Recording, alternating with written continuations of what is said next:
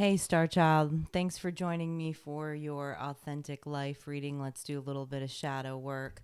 If you have not watched one of these readings before, please take a minute to go into the playlist, watch the quick introduction video. This is a different style of tarot reading. This is all about getting down to some shadow work so that you can strengthen your intuition and your self-trust, and that you're working through a lens of intuition to manifest the things that you want in life and to be your authentic self. So it's a little different. I'm Morgan Black. Thanks for stopping by. Today, we're going to go into the suit of wands.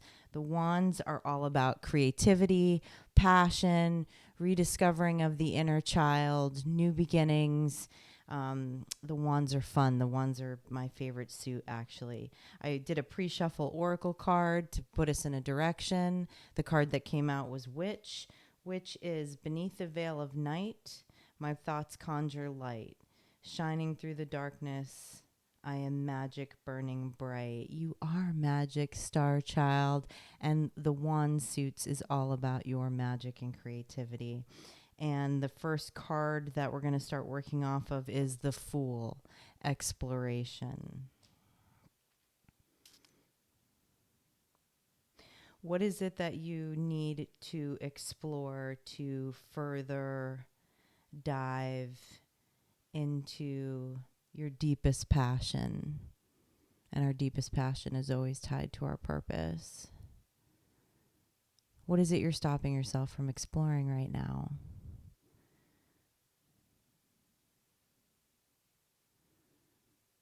What is the limiting belief that's stopping you from exploring that? Is it time, finances, fear of judgment? Where does that belief stem from?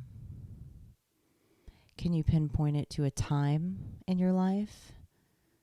To a belief system that you integrated into self based off of something someone told you, that it was unrealistic, that it was stupid, that it's not a good career, that it wouldn't yield financial gain, that it wouldn't gain respect of the matrix?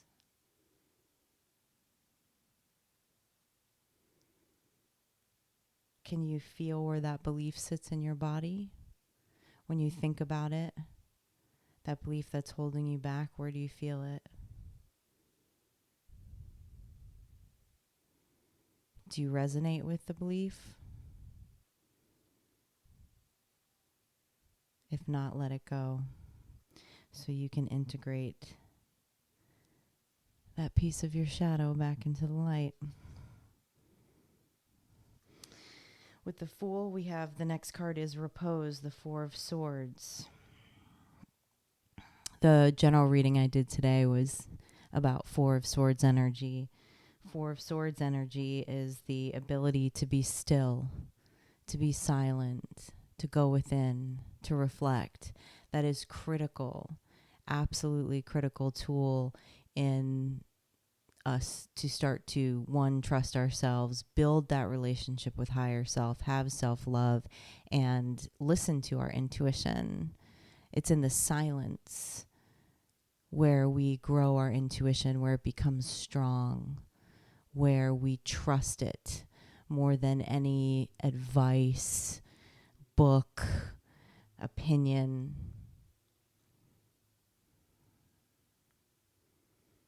Are you someone who is uncomfortable being alone, spending time by yourself? Does it make you anxious? If so, why? Where does that stem from, that you always feel the need to be around other people? For a lot of us, that's a childhood wound. It's a abandonment wound. A lot of us as children were forced to be alone or had parents that, for whatever reason, I was a latchkey kid. Both of my parents worked, and they worked late. I was home alone a lot. So in my younger years, I couldn't stand being alone. I felt like I was alone all the time. It took me a while to work on that tool of repose again, and understanding how valuable that time is. So what is your reason for not valuing time alone, not being in repose, not enjoying the silence, not enjoying your own company? At what age did you start to feel like that? And why? And why wouldn't you want to spend time with yourself? You're a divine being. Next, we have Three of Pentacles, mastership.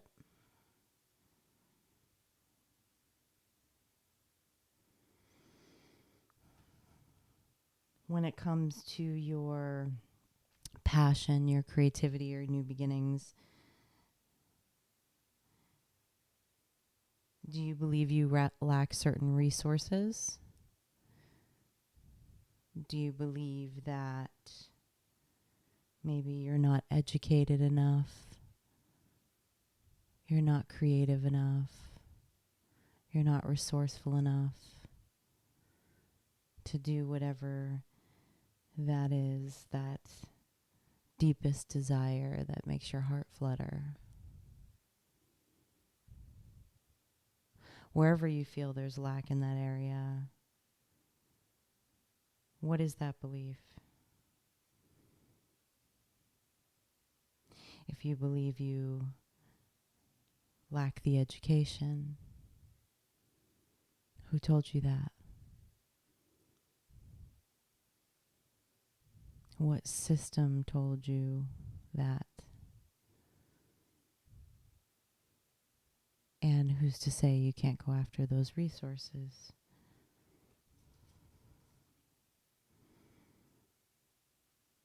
Did someone tell you that you weren't good enough at something, so you just put it down? Next, we have the Moon card, concealment. A fear.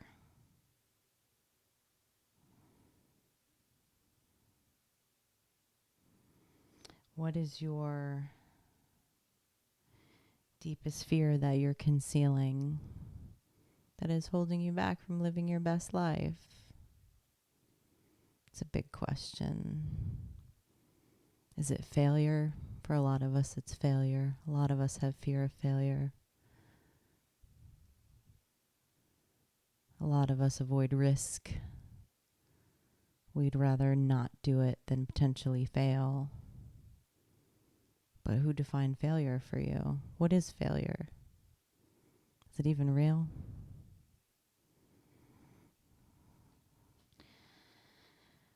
All of the most creative people have done many, many projects and many, many paintings and have worked in many, many mediums before they have found their niche.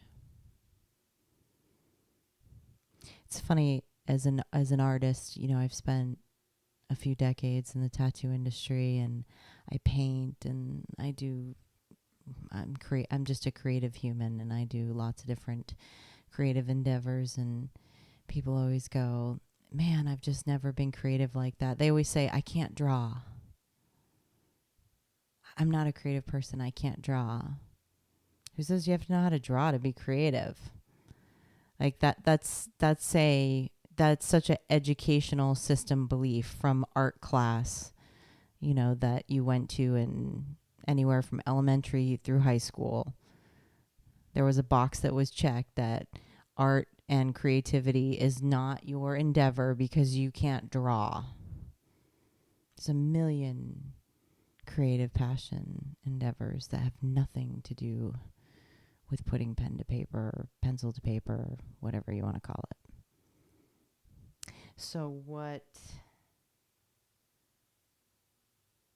false belief has kept you from exploring your magic?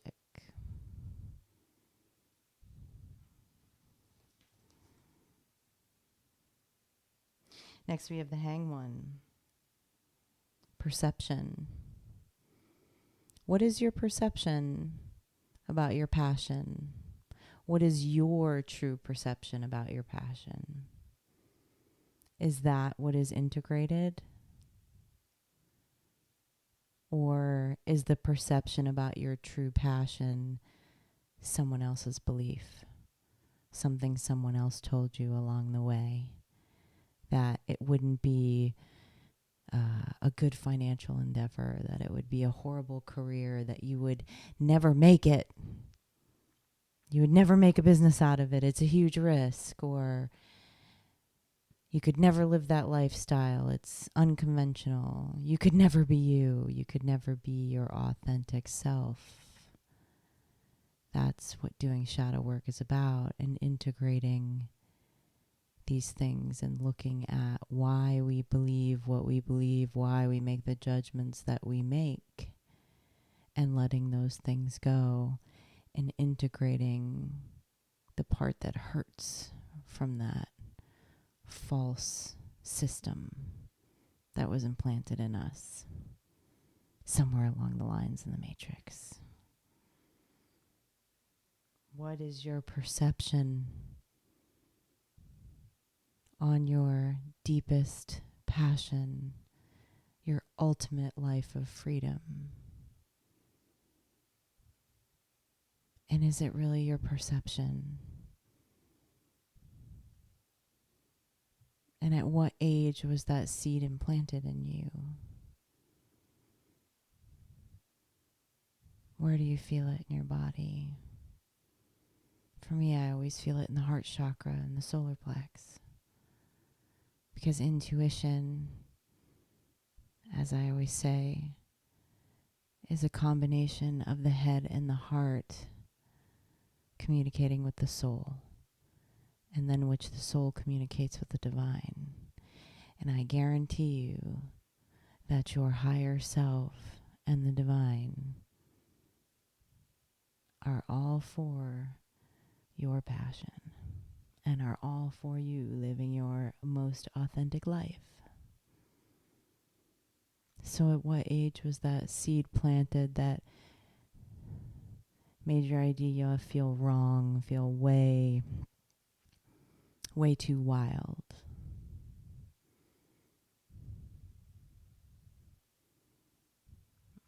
And does it align with your true self? If not, kick it the fuck out. Next, we have justice, equality.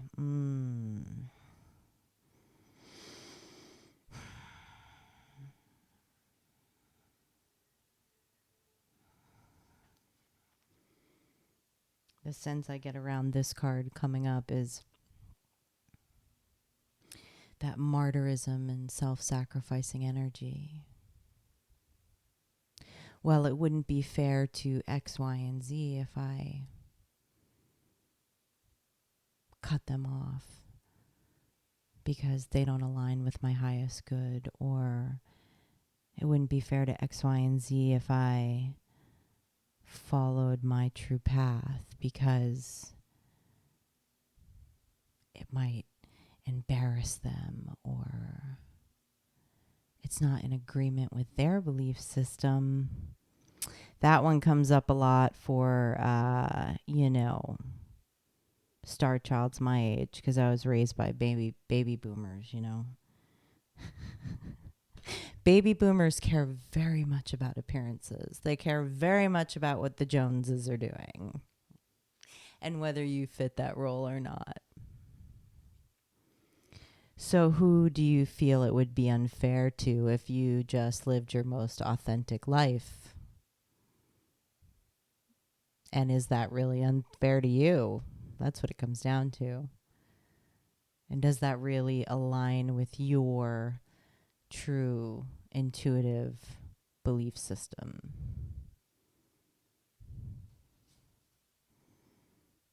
Next, we have the Queen of Wands, determination.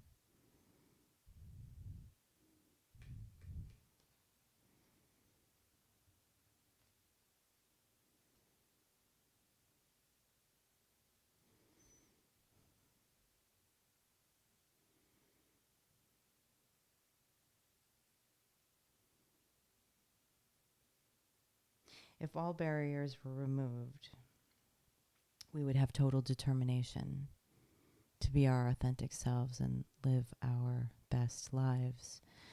That's a mouthful to say if all roadblocks were removed. So let's just start with one. What is the first roadblock? What is the first false belief? Again, normally that goes right into the heart. It's something that has either wounded us or would wound us to our core. If I, in full determination, went after my life purpose, it would really disappoint my parents.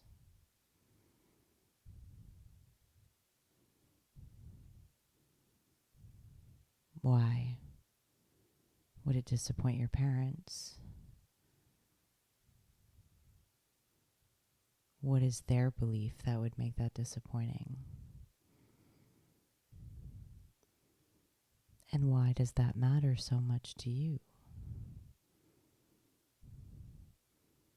Why would you live a different life?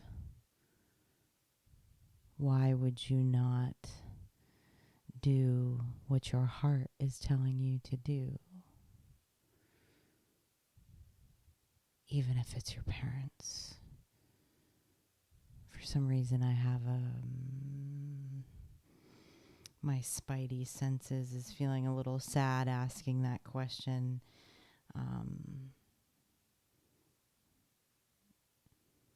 It has something to do with gender. I feel like there's someone who is wanting to live an alternative lifestyle with the same partner and is not because of how the world would view it. That's a very painful prison. And I'm sorry for whoever I'm channeling who's feeling that way. Last card that we have is the Seven of Cups. Delusions. Well, if you opened up the world to your magic, I bet you a bunch of people are going to tell you you're delusional. That you're delusional for going after your dreams. The whole thing in manifestation is to manifest the life that we really want, in passion and creativity and abundance. Everything has to line up. Our head, our hearts, our souls, our words, our actions, our intentions.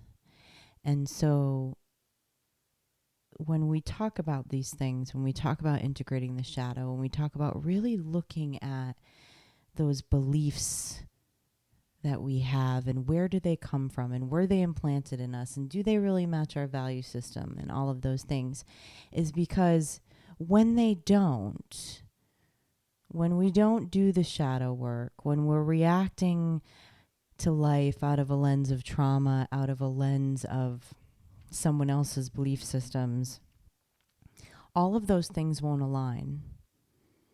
Because in our heart, we really feel X, but the world is telling us it's a delusion, Y.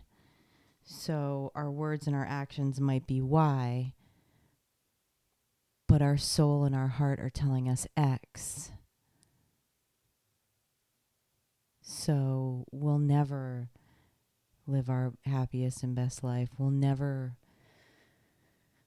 face the world from a space of authenticity. We will never create the things that we were meant to create. And almost nearly impossible to manifest the things that we want when all of those things are not in line. So whatever this is for you, whatever your Ace of Wands is, whatever whatever sings to your inner child, whatever you're passionate about, whatever new beginning that you just at all costs, if there were no costs, would go after. What is it that's telling you that it's a delusion?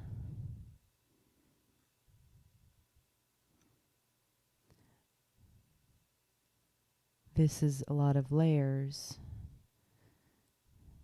but can you identify one belief, one opinion that would tell you you were living a life of delusion if you were to be yourself? That's some heavy inner child stuff. At what age did somebody tell you that? And at what age did you decide to put down whatever this is for you and pick up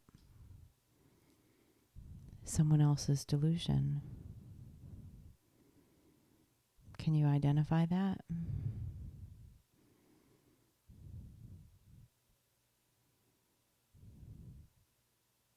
Where's the hurt of that? Where can you feel it in your body? Where's the pain?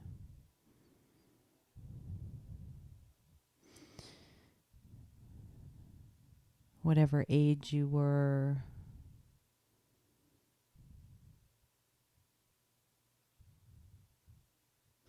for me, I can identify a lot of things, but at the age of 12, the age of 12 is when a lot of the delusions started coming in. It's when a lot of the world started to come in, and I already had the key.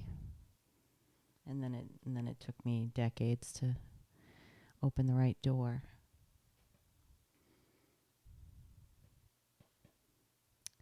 Whatever age you identify that those delusions started creeping in, that other people's belief systems started creating some kind of pain because it was really in conflict to what your true intuitive value systems were. Hang out with that kid this evening. All right. That's it for today. I'd like to congratulate you for taking 22 minutes to show yourself some love.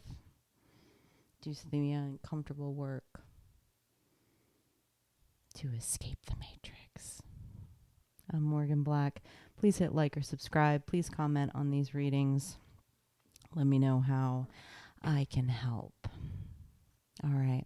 See you next time.